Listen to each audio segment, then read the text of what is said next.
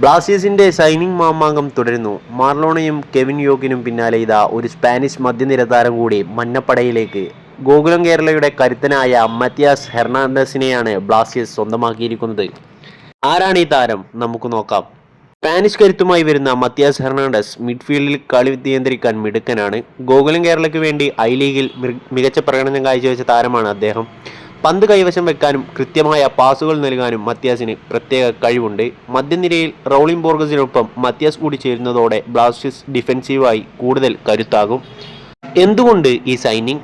ലൂണയും നോഹയും പോയ ആ വിടവ് നികത്താൻ മാനേജ്മെന്റ് വളരെ പ്ലാൻ ചെയ്താണ് നീങ്ങുന്നത്. കുറഞ്ഞ ചെലവിൽ മികച്ച പ്രകടനം നടത്തുന്ന താരങ്ങളെ ടീമിലെത്തിക്കുക എന്ന തന്ത്രമാണ് ബ്ലാസ്റ്റേഴ്സ് ഇപ്പോൾ പാറ്റുന്നത്. ഫെബ്രുവരി 14 ISL തുടങ്ങാനിരിക്കെ ഈ പുതിയ സൈനിങ്ങുകൾ ഇത്രയും നാളും നമ്മുടെ നാട്ടുകാരുടെ ആരാ? വെറും അലമ്പന്മാര്.